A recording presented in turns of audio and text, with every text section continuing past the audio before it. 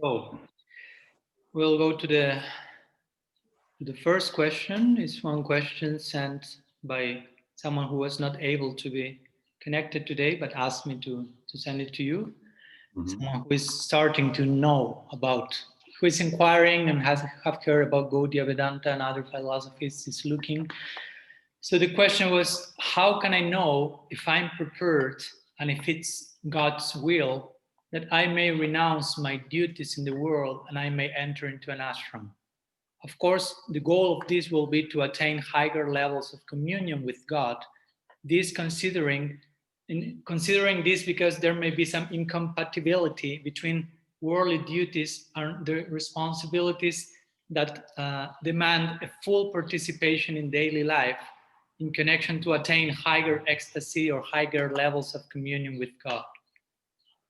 Basically, that's the question. So, may I translate into Spanish? Sí. Hay una pregunta de Chris Beder. Él dice, ¿cómo puedo saber si estoy preparado y si es la voluntad de Dios que renuncie a mis deberes y entre a un ashram? El fin sería, por supuesto, poder alcanzar niveles más avanzados de comunión con Dios. Esto considerando que existe una incompatibilidad entre tener deberes y responsabilidades que exijan una participación plena en la vida cotidiana y en alcanzar esos estados de éxtasis en Dios. So, forgive me again, but he wants to know. Yeah, how he can know if he's ready himself and if it's God's will for him to enter into an ashram and to renounce, if you will, worldly involvement. Right. In order to reach God closer and so on.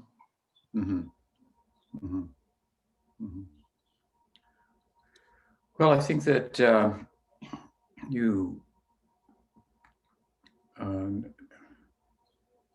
need to ask someone who would be able to help you assess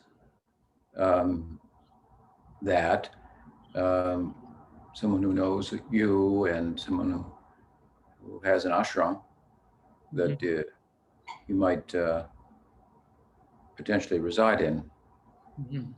Yo considero que tú deberías hablar esto con alguien que te conozca de cerca y que pueda asesorarte a este respecto, y también alguien que tenga un ashram en el cual en tal caso tú puedas llegar a residir.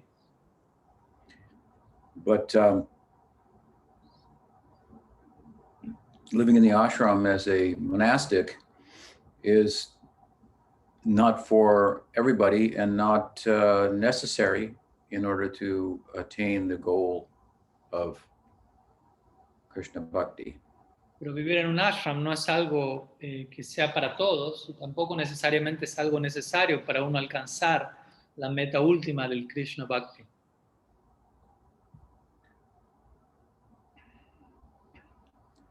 Most people, and therefore most devotees, have an interest in having a personal relationship and a family. La mayoría de las personas, y por ende la mayoría de los devotos, tienen un interés de tener relaciones personales en su vida, de tener una familia. So, if you have interest in family and a relationship, then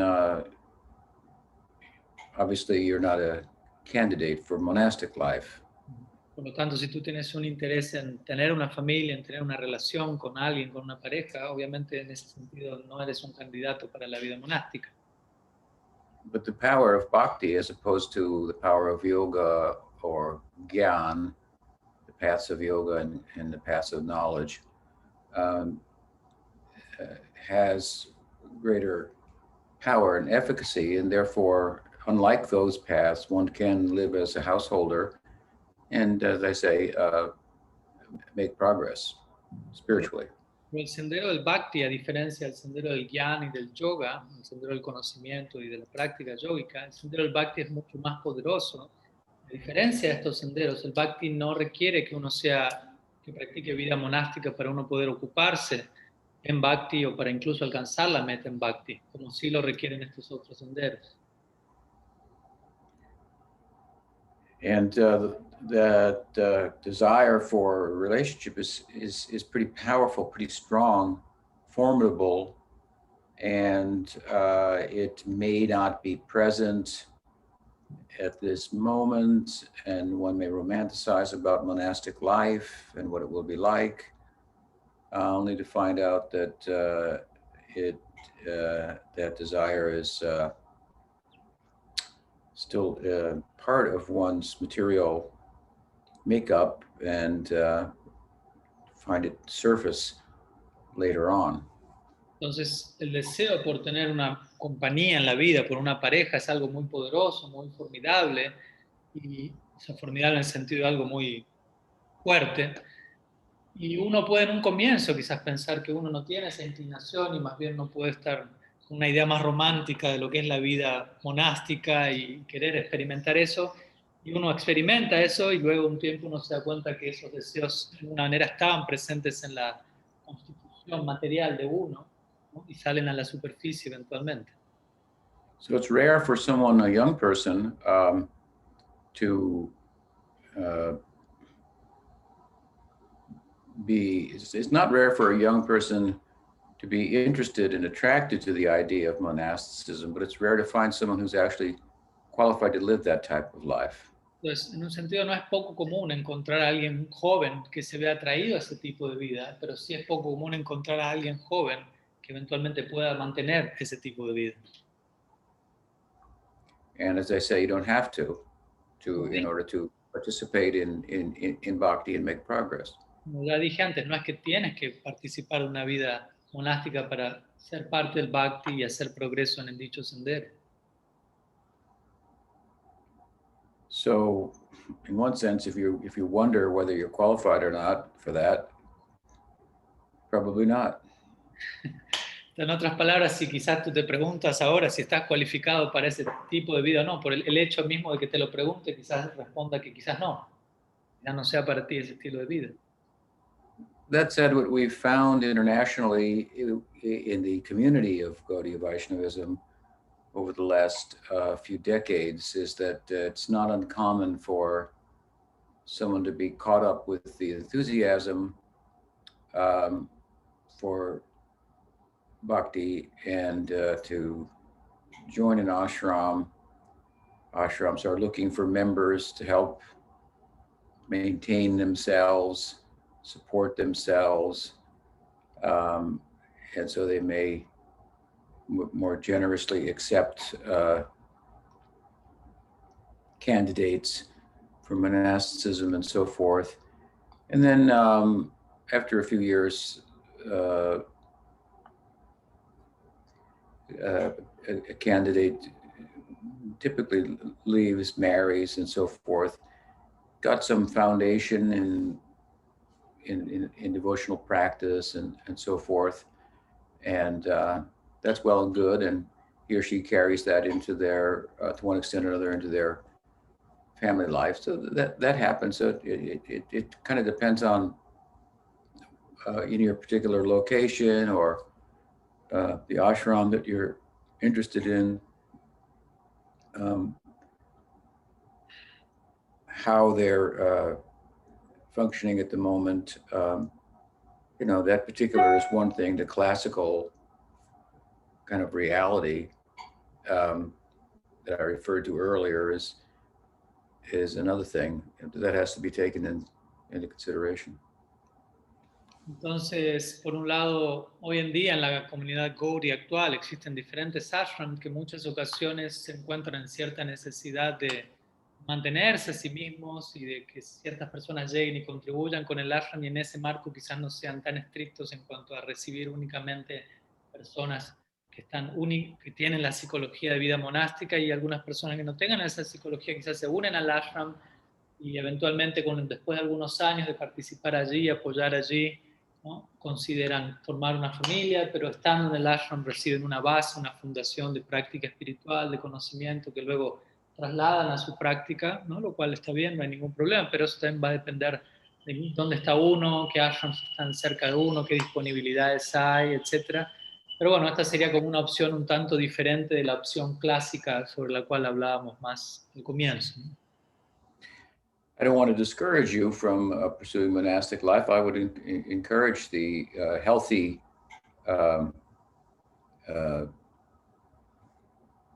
investigation of that possibility.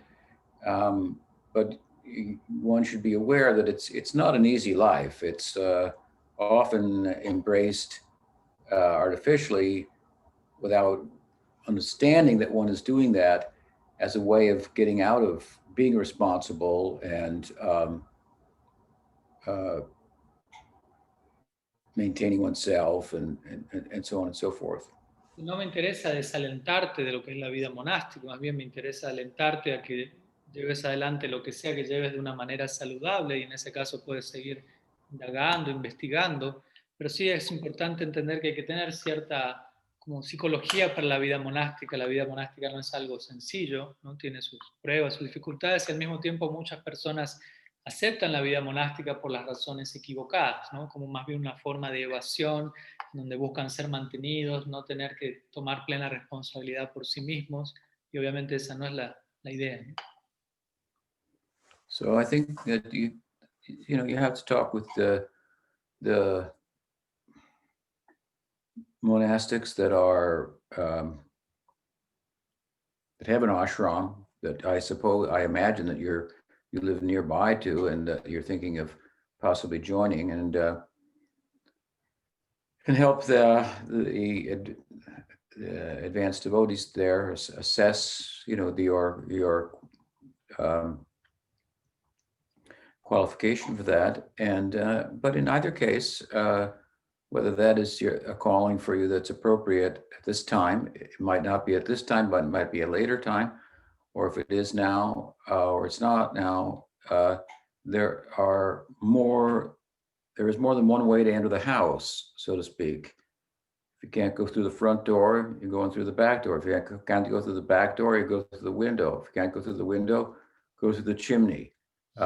We'll find a way to bring you in and engage you. And what's really important is that we find that level of involvement that is works for you and has sufficient consideration of your material nature and desires that they're taken into consideration and you advance naturally, happily, rather than artificially and unhappily, and don't advance. Okay. So, entonces yo considero que tendrías que conversar esto con los monjes que están cerca, que tengan el ashram en el cual quizás tú te estás proyectando a residir, si es que tienes eso en claro, y sea que eso ocurra o no, o que ocurra ahora o que ocurra más adelante, sea cual fuera el caso, no es un problema, ¿no? O sea, hay más de una forma, hay un dicho que dice, hay más de una forma de entrar a la casa, ¿no? En otras palabras, hay más de una forma de abordar el proceso de Bhakti. Tú puedes entrar a la casa por la puerta delantera, por la puerta atrás, puedes entrar por la ventana, puedes entrar por la chimenea, por alguna u otra forma te vamos a hacer entrar, por decirlo así. De alguna u otra forma hay manera de abordar el proceso del Bhakti. Y lo importante es que sea cual fuera la elección que tomes, eso esté en armonía con tus deseos, con tu situación actual, de forma que sea sano, sostenible. But overall, you want to know if God is calling on you, what he wants of you. He is.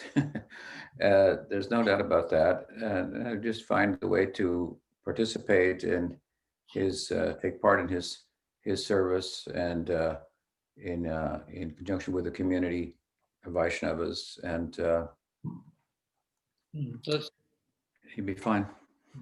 entonces, si te estás preguntando si Dios te está llamando o no, Él te está llamando, eso no hay duda alguna. Ahora, la forma que tome eso, cómo tú terminarás uniéndote y participando en una vida de servicio a Él, eso te irás enterándote con el tiempo, pero Él te está llamando, bueno, después no terminará de ver la forma en que eso se da dentro del marco de la comunidad con los Vaishnavas, con los practicantes, y todo estará bien. Okay. Okay, thank you. Okay, so we have one question here from Janardhan Maharaj. So he's here with me, so he will make the question live. And I will translate. Yo lo marco si le pido que pare y...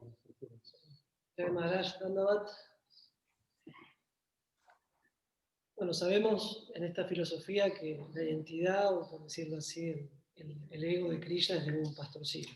So we know by this our philosophy that the identity of Krishna or his ego is that of a cowherd.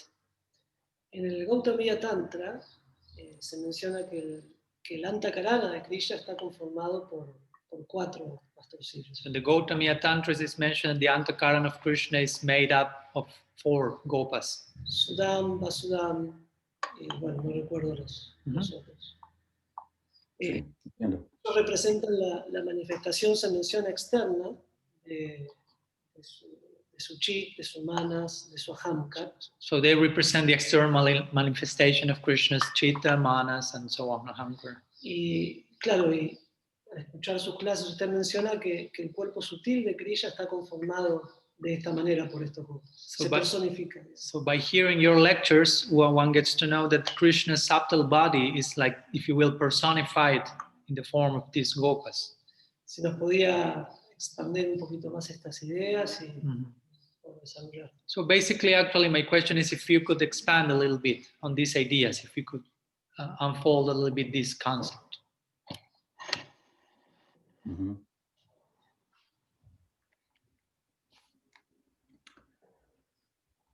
One way to think about this is that in Gaudiya Vedanta, Gaudiya Vaishnavism, we tend to personify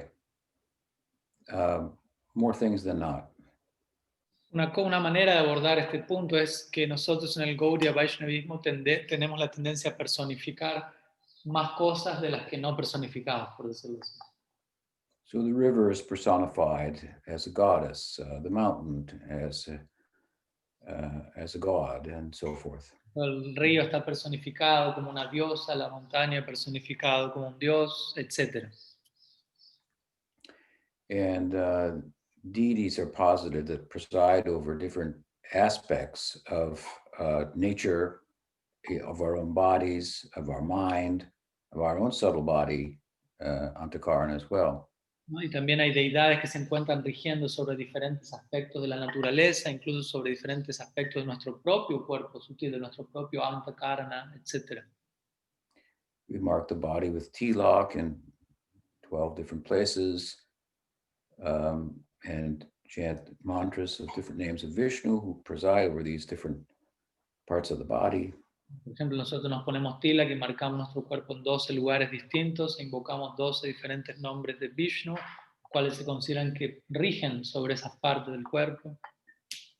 So Krishna has a body, Krishna has a subtle body as well. They are, of course, they have an appearance of being made of earth, water, fire, air, ether, and so forth, but are actually fully spiritual. Entonces Krishna posee un cuerpo aparentemente físico, aparentemente hecho de tierra, agua, fuego, aire, éter, y un cuerpo psíquico, pero en verdad ambos cuerpos son plenamente espirituales. So he has an Antakarana, and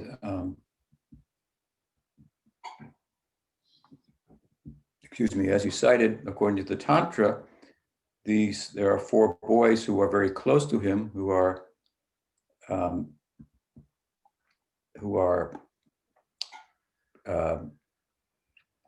in the context of the everyday Leela, they are Priyasakas, but the idea being presented there is that they're so close to him that they know everything about him. They are, practically speaking, the personification of his chitta, his manas, his buddhi, his ahankar. And in that sense,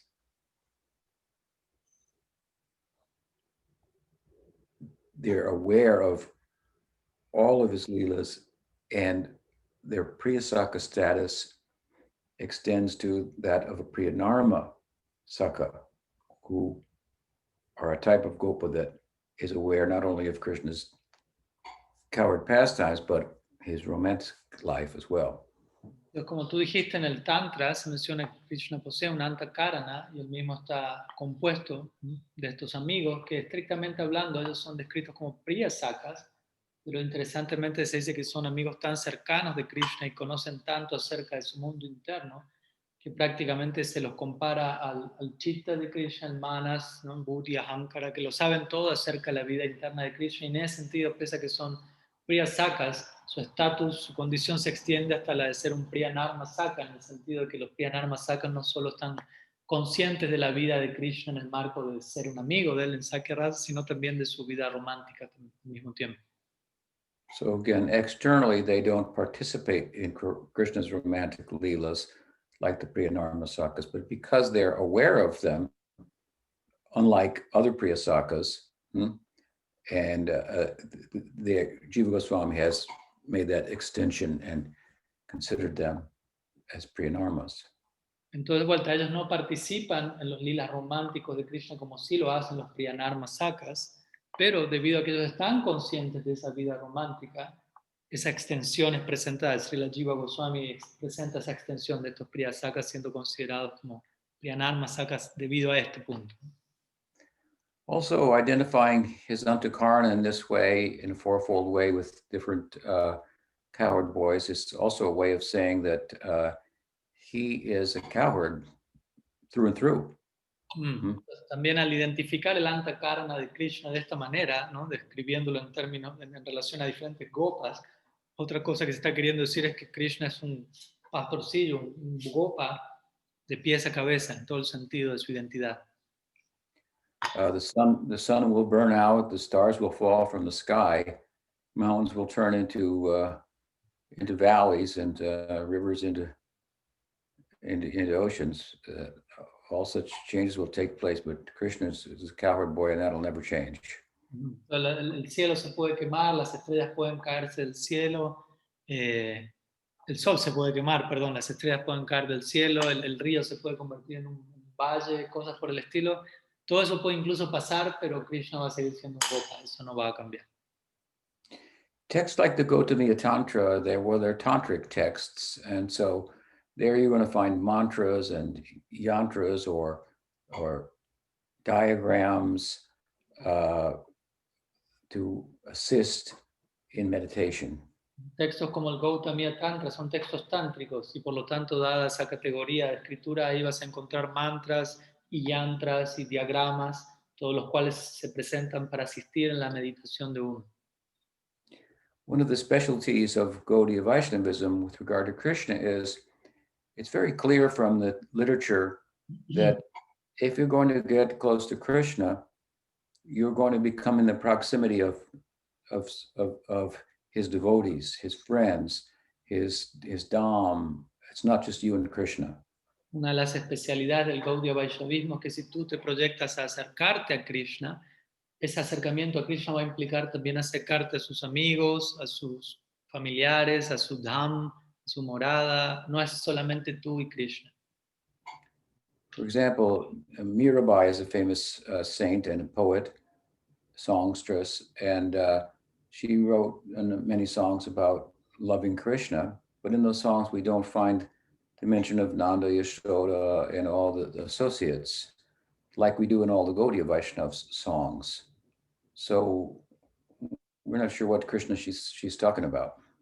Por ejemplo, tenemos el ejemplo de Mirabai, quien es una famosa persona santa, ¿no? Poeta, poetisa, escritora de canciones, y hay muchas canciones que ella escribió en relación a Krishna, pero en esas canciones nunca encontramos hablar acerca de Nanda y Yashoda, sino simplemente ella y Krishna.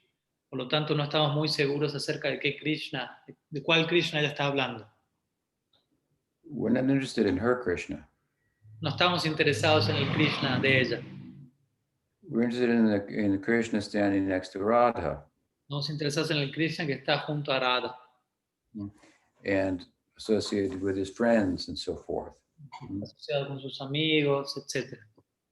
So the Gautamiya Tantra here is bringing into the meditation upon Krishna, the meditate in Sakyarasa, for what you refer to, that text, bringing into the picture his friends. Also, to put that on a yantra or a mandala, then these cowherd boys are going to be on the pedals and so forth. Entonces, así como estamos mencionando, el Gautamiya Tantra, aquí se nos lleva a la meditación en Krishna, pero junto con sus asociados, en este caso, el marco de Sakya Rasa, junto con sus amigos, y ellos si estarían ubicados en un mandala, en un círculo, en un yantra, como se suele hacer en estos textos, ellos estarían ubicados en dicho diseño, ¿no? En cada uno de los diferentes pétalos de este loto, etc. So in one sense, the emphasis is that Krishna is Krishna plus Sridham, Sudam, and Kinkini and Damas and so forth. He's not separate from them. It's a complete package, and that's like viewing it from the Sakya Rasa perspective. If we were to look at it from the Madhurya Rasa perspective, that's an aspect, but the focus would be more Krishna and the gopis and so forth. So you can't have one without the other. Entonces Krishna without associates. el foco aquí es que Krishna no existe solo, sino que es Krishna junto con Sridham, Sudam, Vasudam, Kinkini, sus amigos, Krishna más ellos, ¿no? Esto obviamente dentro de la perspectiva del Sakya Rasa. Si por ejemplo uno estaría abordando esto desde la perspectiva de Madhurya Rasa, uno vería también está Krishna y sus amigos, pero eso ocupará un rol secundario y principalmente estará Krishna con las gopis, etc. Pero el punto central es que Krishna no existe sin sus asociados. Es Krishna es Krishna junto con ellos.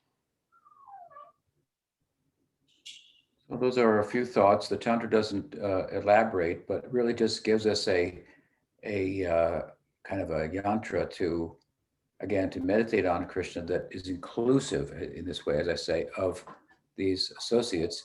And it's a way of emphasizing that point by identifying them with the aspects of his antakarna. Entonces, estas son algunas ideas. El Tantra no elabora aún más sobre ello, pero más bien nos da esta idea que es inclusiva, ¿no? En donde vemos a Krishna junto con sus asociados y nos entrega este tipo de meditación en la cual uno puede verlo a Krishna en relación a sus asociados y lo cual puede asistirlo a uno en su meditación, en este caso hablando de ellos como el Antakarna de Krishna. You can understand it in two ways. You can understand it by saying they are his antakarna, which is a hard way to understand. It's just like, okay, his antakarna is made up of people. Or you could say they are his antakarna in the sense that just like his antakarna, his subtle body goes with him wherever he goes and knows everything about him, so do they. Hay dos formas de entender este punto, ¿no? Uno es decir, bueno, el Antakarna de Krishna está literalmente hecho de estos gopas, lo cual es algo quizá difícil de entender porque uno estaría diciendo el Antakarna de Krishna está hecho de otras personas. U otra forma de entenderlo es, así como el Antakarna de uno va donde uno va y lo sabe todo acerca de uno, de esta manera estos cuatro, en este caso gopas, van donde Krishna va y lo saben todo acerca de él. We find a similar idea in Madhurya Rasa. For example, Rupa Goswami is identified as Rupa Manjari, and here Rupa means form or beauty, I should say. So Rupa Manjari is the beauty of Radha personified. Entonces también podemos encontrar una idea similar en relación a Madhurya Rasa. Por ejemplo, Rupa Goswami en Krishna Lila Rupa Manjari, y Rupa significa forma, pero también significa belleza. Y los acharyas mencionan que Srila Rupa Goswami representa la belleza de Sri Radha personificada. So in the Vallabha Sampradaya, it's thought that Vallabhacharya is an incarnation of Krishna's mouth. Por ejemplo, en la Vallabha Sampradaya ellos consideran que Vallabha es una encarnación de la boca de Krishna. In the Ramanuja Sampradaya, then the different symbols of Vishnu are personified as the alwars, poets. Por ejemplo, en la Ramanuja Sampradaya, los diferentes símbolos que están en las manos de Vishnu están personificados en la forma de los alvars, de los poetas, los alvares. So it's a different world, different possibilities there. Es un mundo diferente y allí existen diferentes posibilidades. Okay, Hare Krishna. Thank you. So, let me see. There is one question from, one second, from Lileshwari Mohini. She's asking, which is the best way of explaining Shakti and Shaktiman? Are there any verses from the Bhagavad Gita that may illustrate this idea? That's a question. So I will translate. Una pregunta de Lileshwari Mohini es: ¿cuál es la mejor forma de explicar Shakti y Shaktiman? ¿Qué versos del Bhagavad Gita, si es que los hay, pueden ilustrarlo? Shaktiman we could translate as energetic and Shakti as energy. So you have a fire, for example, which is generating heat and light. So the fire is the Shaktiman, generating the Shakti of heat and light. Entonces, en pocas palabras, simplemente Shaktiman podría ser traducido como la fuente energética y Shakti como energía. Por ejemplo, tenemos el ejemplo del fuego, del cual emanan calor y luz.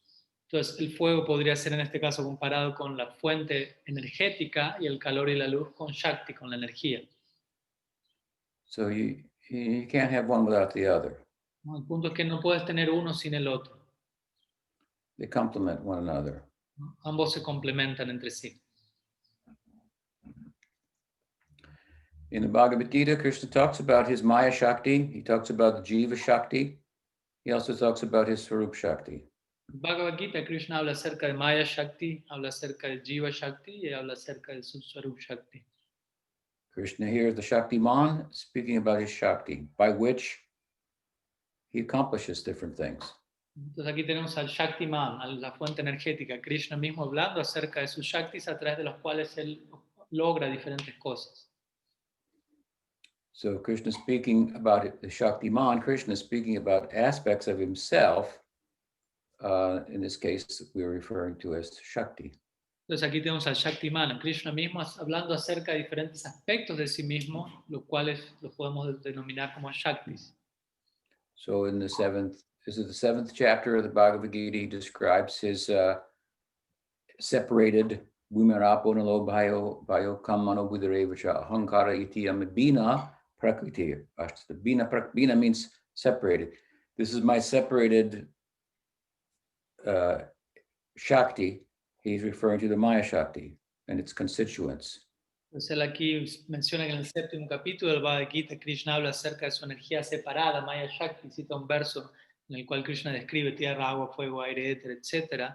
Y él dice Bina, ¿no? Él utiliza esta energía separada de mí. Y allí analiza Maya Shakti y sus elementos, componentes.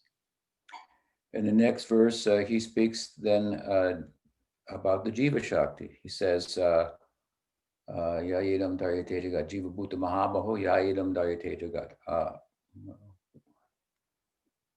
There's another Shakti, Para Prakriti. Prakriti means Shakti here. Apara and Para. So his Maya Shakti and his superior Jiva Shakti, superior in that it's constituted of consciousness, chit.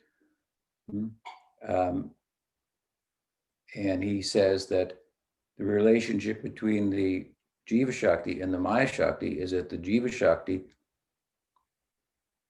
drives the world of Maya Shakti. Entonces, en el siguiente verso al que cité, Krishna habla acerca de Jiva Shakti, donde describe a Jiva Shakti como para Prakriti. Prakriti aquí significa energía, Shakti, y para como una energía superior a para Prakriti, la energía material inerte, ¿no? Y Jiva Shakti siendo conciencia. Y básicamente Krishna lo que menciona allí en la relación entre ambos es que Jiva Shakti activa el mundo de Maya Shakti, el mundo de la materia. At closer examination, we see that the Jiva Shakti drives the material energy, just like a person turns on the television or the computer, and it wouldn't run without them. ¿No? Si examinamos más de cerca, podemos ver cómo la forma en la que Jiva Shakti activa Maya Shakti es tal como una persona que prende la computadora, que prende un televisor, el cual no podría ser activado sin la intervención de aquel que lo prende. The problem, of course, for the jiva is having turned on the material nature, just like one could turn on the television could take over your life. So the Maya Shakti has taken over the Jiva's life. Pero el problema aquí para Jiva Shakti es que así como uno puede prender un televisor y el televisor puede terminar controlándolo a uno y capturando la vida de uno, de la misma manera la Jiva Shakti, la conciencia activa la materia, pero queda también cubierta por la materia. And in the 9th chapter, Krishna speaks about his devotees moving in the world as Mahatmas, Daivim Prakriti Mashrita, under the influence of his Swarup Shakti. Luego en el 9º capítulo del Gita, Krishna habla acerca de sus devotos, los Mahatmas, quienes se mueven en el mundo bajo la influencia de su energía divina, Daivim Prakriti Mashrita, el Swarup Shakti.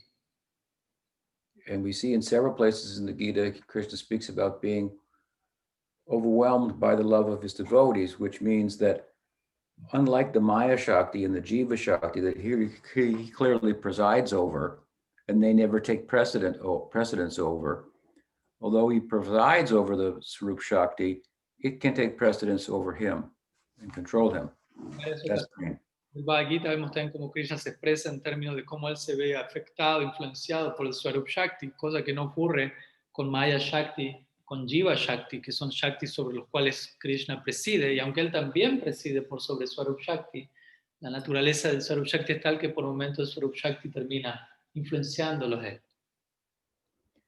Also in the 4th chapter, when Krishna is speaking about Avatar Tattva at the beginning of that 4th chapter, he speaks about how his descent into the world as an avatar is under the influence of his own Atmamaya, his own internal Shakti. So that's a reference to his Swarup Shakti.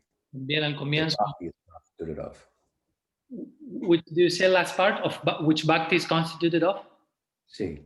Al comienzo del 4º capítulo, el Bhagavad Gita también, cuando Krishna habla acerca de Avatar Tattva, de su descenso a este mundo como avatar, él menciona que su descenso a este mundo se da a partir de Atma Maya, que significa su propia potencia, su propia energía, a la cual se refiere al Swarup Shakti, de la cual Bhakti se encuentra constituido. So these three Shaktis are clearly described in the Bhagavad Gita by the Shaktiman. Entonces estos tres Shaktis son claramente descritos en el Bhagavad Gita por Shaktiman. I hope that's helpful. So espero que eso sea útil. Thank you. So here we have another question from Bhakta Prem, who is here with us. So he will make the question live, and I will translate. Jaya Maharaj, muchas gracias por su tiempo. Estoy interesado en conocer si, así como existe el Gopi Gita, existe el Gopa Gita, por decirlo de alguna manera, o canciones, composiciones que hablen en relación a Sakya Rasa. Okay, so I'm interested in know if, in the same way that we have a Gopi Gita, if there is any Gopa Gita, if you will, or some type of Gitas or songs that may be connected to Sakya Rasa, like a parallel of these songs presented by the Gopis in connection to Sakya Rasa. Well, the Gopi Gita is a way of referring to one chapter in the Srimad Bhagavatam within the Madhurya Rasa Center that we also refer to that center as the Rasa Panchadhyaya, the 5 chapters about the Rasa Lila. El Gopi Gita es otra manera de referirnos a un capítulo del 10º canto del Srimad Bhagavatam, en el cual se encuentra en una sección centrada en Madhurya Rasa, que también es conocida como Rasa Panchadhyaya, o los 5 capítulos que giran en torno al Rasa Lila. And there are some beautiful verses there where the gopis are glorifying Krishna in their separation from him.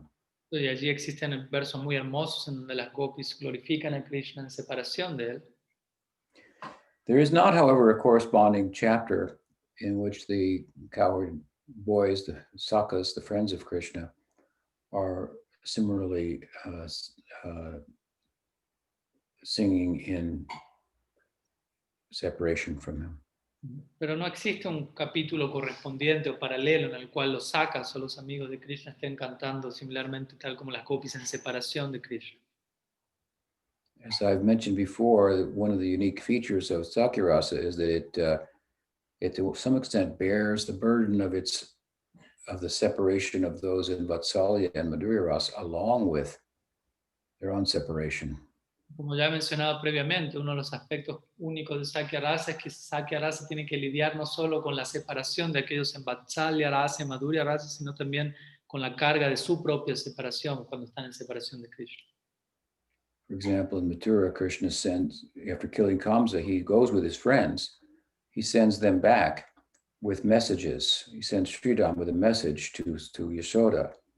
And he has to bear his own separation from Krishna and mitigate or try to pacify Yashoda in her separation from Krishna. Similarly, he gives a note to Sridham or to Subal to give to Rita the gopis. So Subal has to carry his own separation from Krishna and carry the burden to some extent of the separation of the gopis. And in the midst of his own separation, rise to the occasion, try to pacify them.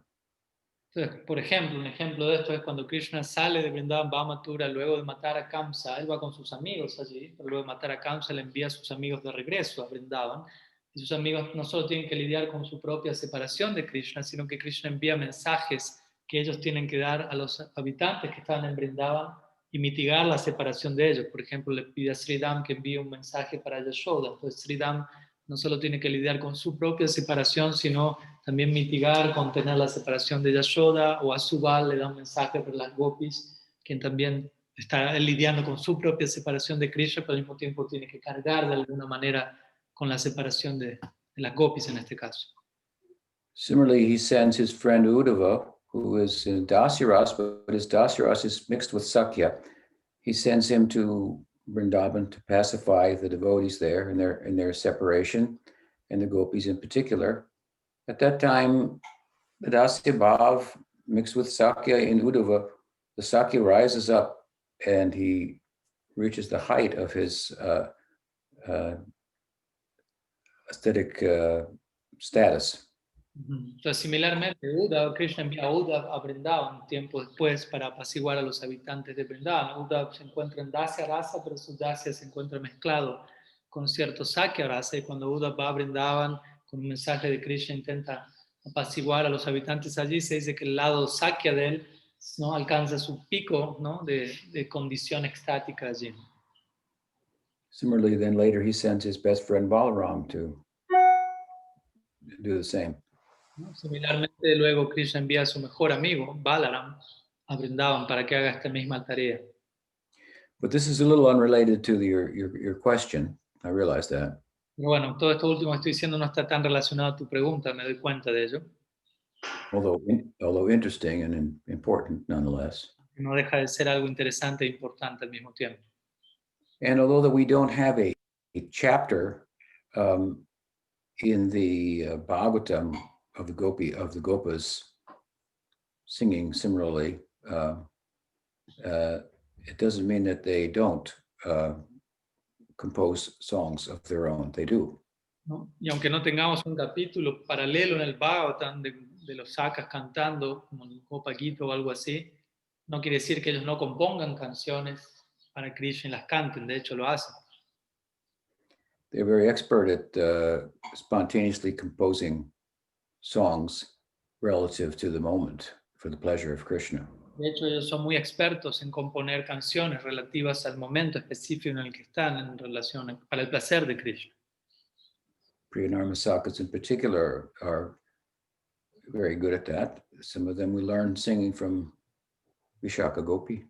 Los Priyanarmasakas son especialmente buenos en ello y ellos van a aprender a cantar de Vishaka Gopi.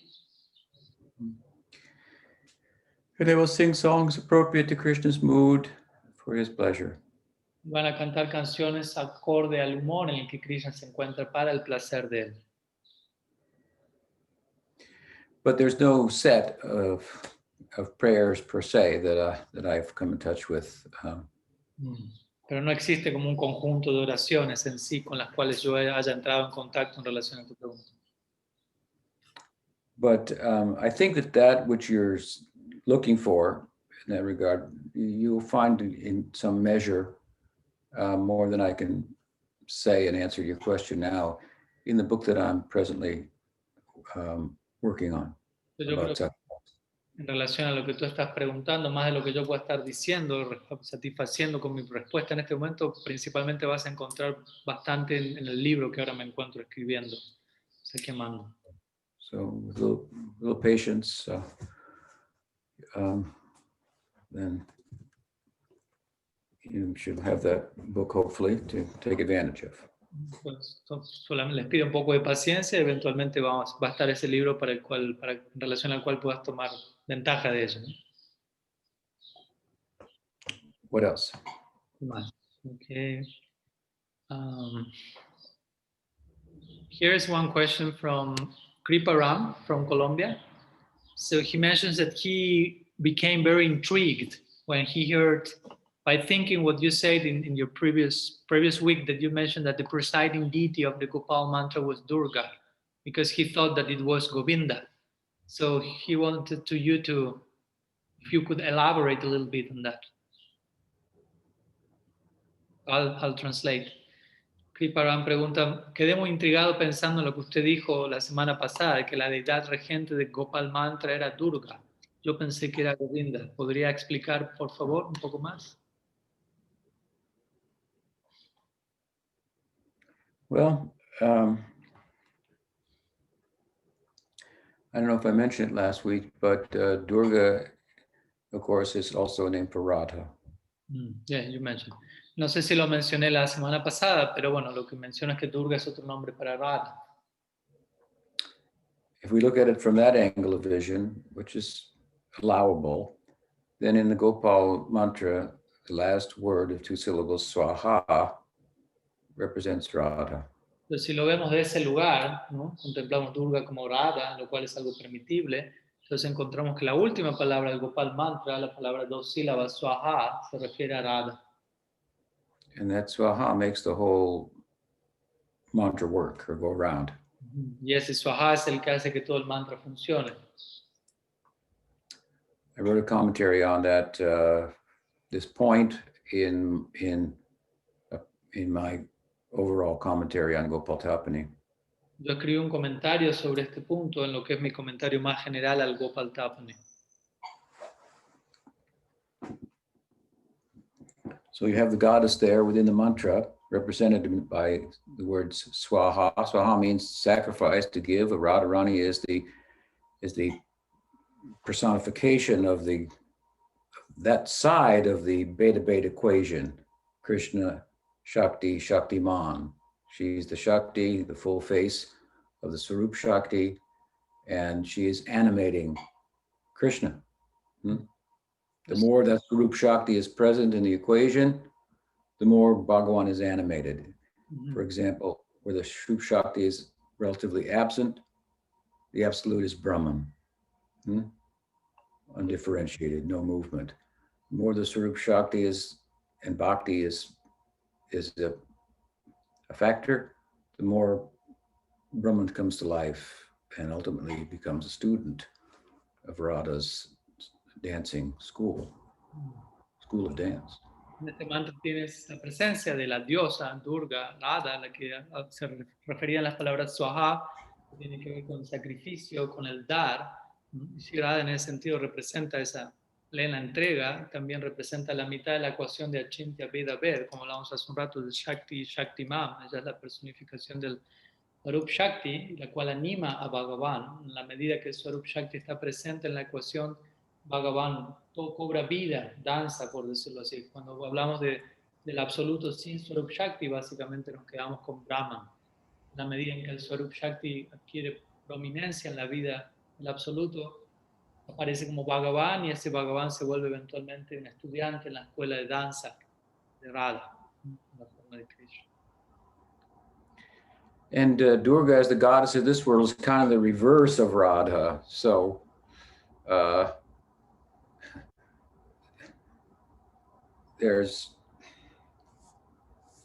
look at it one way, she's Radha, look at it another way, it's Durga. Entonces, Durga como la diosa de este mundo es algo así como lo opuesto es Radha, ¿no? Si uno la ves de un lado es Radha y si uno ve a la inversa es Durga. The two functions of illuminating and obscuring. ¿No? Existen allí las dos funciones de iluminar y oscurecer. So it's a little more difficult to look at the Durga, the obscuring principle, as the goddess presiding over the mantra that sheds light on the significance of Gopal, Krishna. Entonces, obviamente es mucho más difícil contemplar a Durga desde su lado oscurecedor, digámoslo así, como la deidad regente del Gopal Mantra, como si en realidad interpretásemos el Gopal Mantra como estando regido por aquella diosa que arroja luz sobre Gopal Krishna en forma de Radha.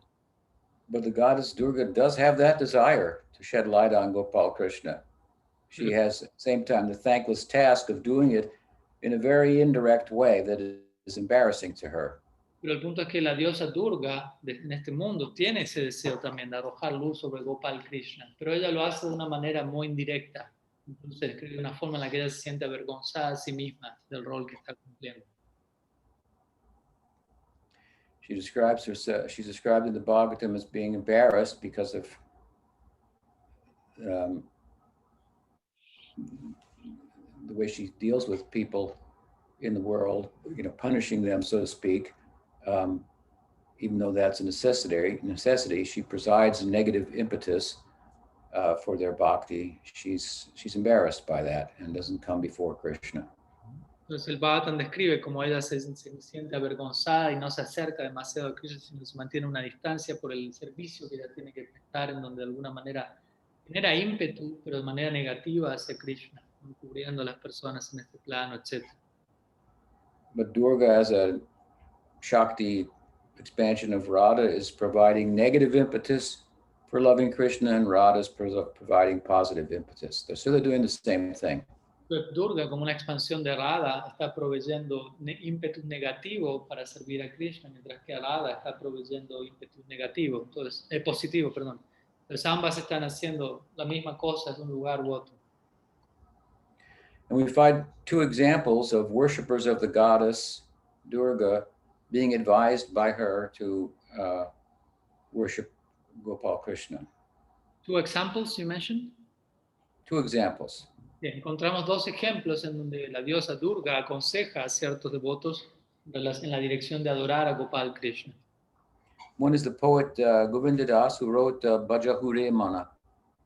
He was a devotee of goddess Durga, and understanding his heart, she appeared to him in a dream and told him, what you want, you cannot get from me. You should go and worship with your mind Govinda, Srinandanandana, Abhay Charanadavindure, at whose feet one will become fearless.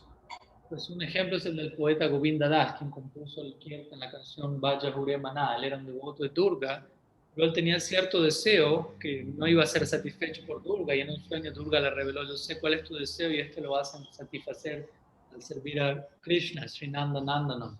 Por hacer eso, Abhay Charanara Bindure, a cuyos pies tú vas a liberarte de todo temor. And in Brihad Bhagavatamrita, we find the Mathura Brahman was advised by Durga in a dream, and from her received the Gopal mantra. So she understood his heart. She's presiding in the world, and someone reaches a certain point of spiritual interest and so forth, then this example is there. She gave him the Gopal mantra. Otro ejemplo es en el Brihad Bhagavatamrita, en donde un brahmana de Mathura recibe el Gopal mantra de Durga. Durga, aunque está rigiendo en este mundo de alguna manera, si alguna alma llega a un cierto punto de nivel y desarrollo, él también puede aparecer en la vida de esa persona, como en este caso donde ella confirió el mantra. So we can think that Bhakti Devi is working through her in that way. En ese sentido vamos a interpretar la situación como Bhakti Devi estando operando a través de ella, de Durga. Durgamana Ki Jai. Ya. Okay, so I think we're out of time. It's nice to talk with you all. Yo creo que ya estamos en tiempo, así que un gusto poder hablar con todos ustedes. Merry Christmas. How you say? Feliz Navidad. Feliz Navidad. Yes. And I say Happy New Year. Feliz Año Nuevo. Feliz Año Nuevo. Feliz Año Nuevo. A todos. Okay. Vivo. Srila Bhaktivedanta Tripurari Swami Maharaj ki jai.